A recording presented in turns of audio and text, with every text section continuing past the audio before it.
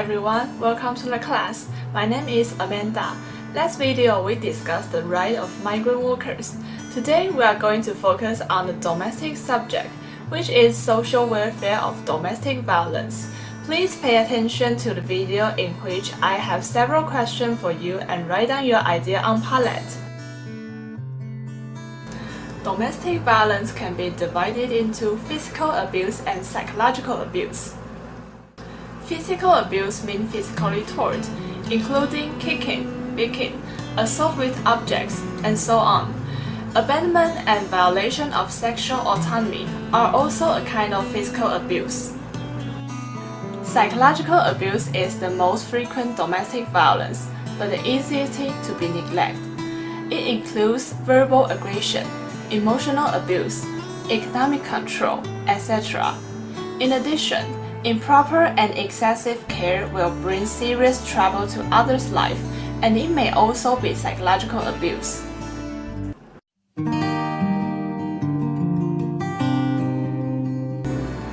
After learning the types of domestic violence, I would like to ask you a question. When I mention domestic violence, what is the image that immediately comes to your mind? Is a male victim or a female victim? Most of you may picture the victim to be female instinctively. However, according to the statistics of Ministry of Health and Welfare, the number of domestic violence cases involving men in close relationship has tripled from 3,604 in 2008 to 11,592 in 2021 and is still on the rise. These do not include the part of male victims, which do not report to police for various reasons.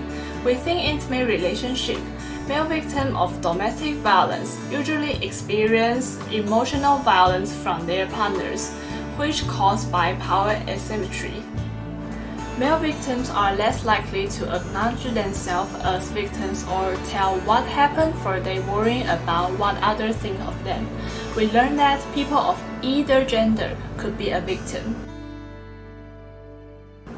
Now, let's take a look on how the Domestic Violence Prevention Act defines domestic violence.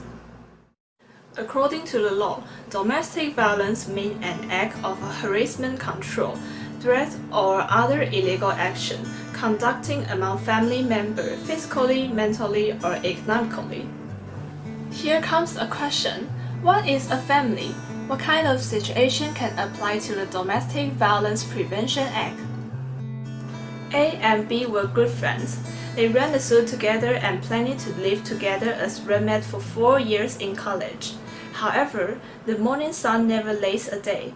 A had a bad temper and beat B whenever they can reach an agreement. Can the Domestic Violence Prevention Act be applied to this situation?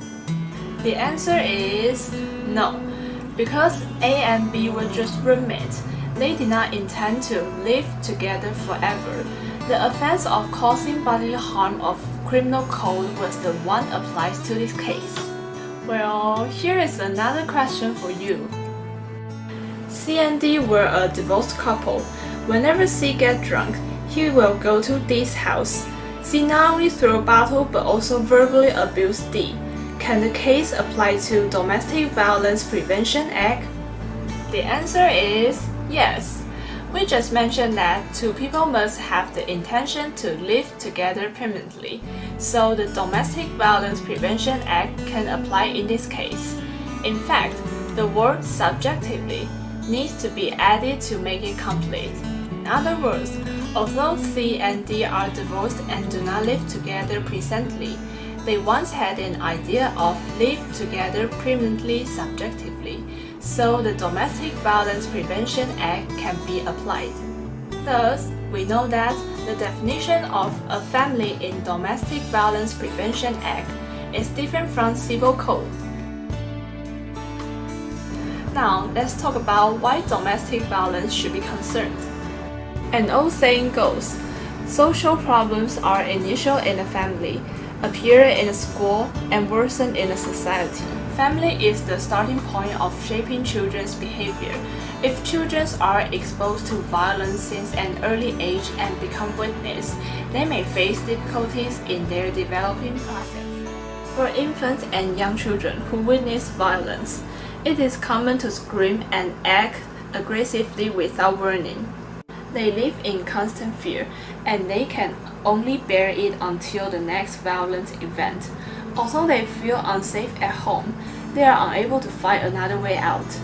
As children grow up, they might be confused about whether to tell their domestic violence to others, such as their teachers.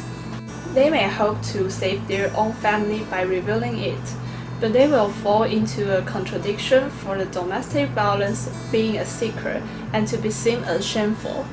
Their feeling of shame may also blow their self-esteem and confidence. In some severe cases, it may lead to post-traumatic stress disorder.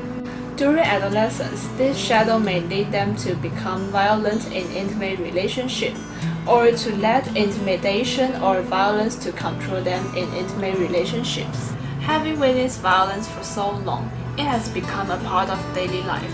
To adolescents, though they hate violence, it is the only way they know to confront problems throughout their lives. If there is no coaching intervention and appropriate care system, they are more likely to become a risk exposure teenager involuntarily than other teens and fall into the cycle of violence once again like their parents. The issue of domestic violence has received much more attention in recent years.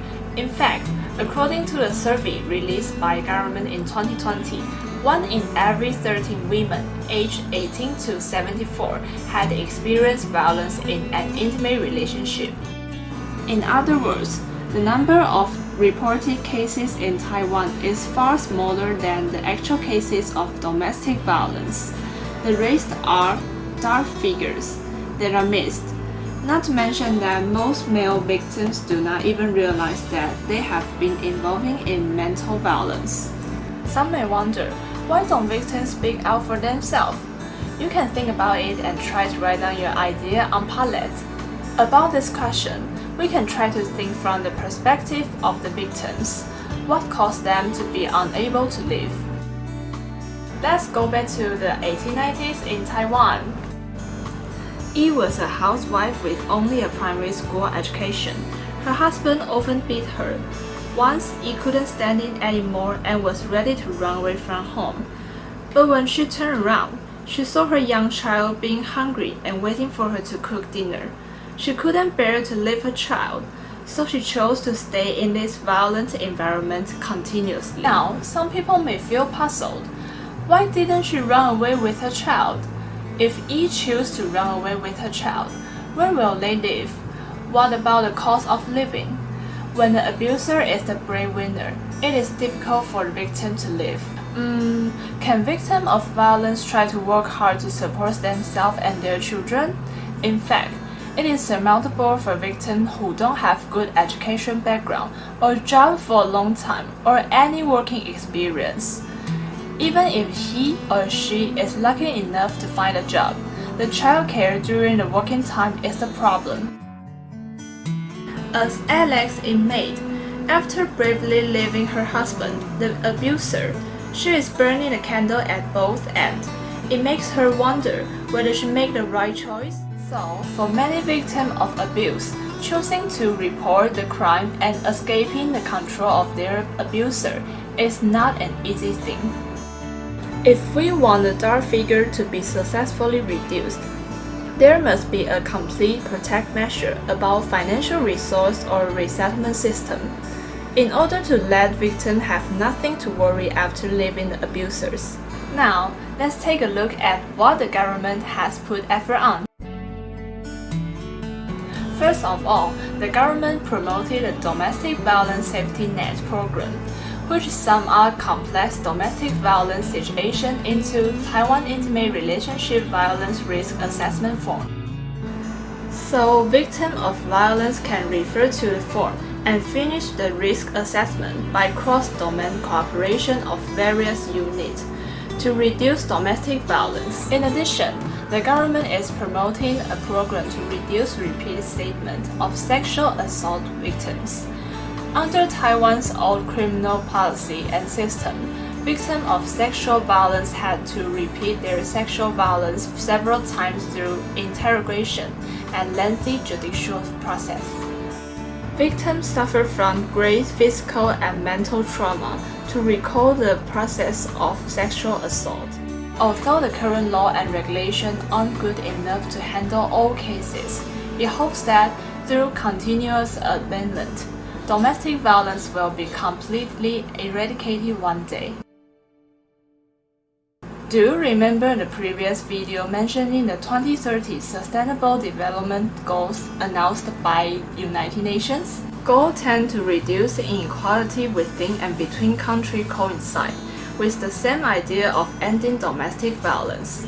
Domestic violence is often caused by inequality of economic ability, which in turn leads to inequality of power. To erase inequality of power is the way to tackle the problem of domestic violence at its roots.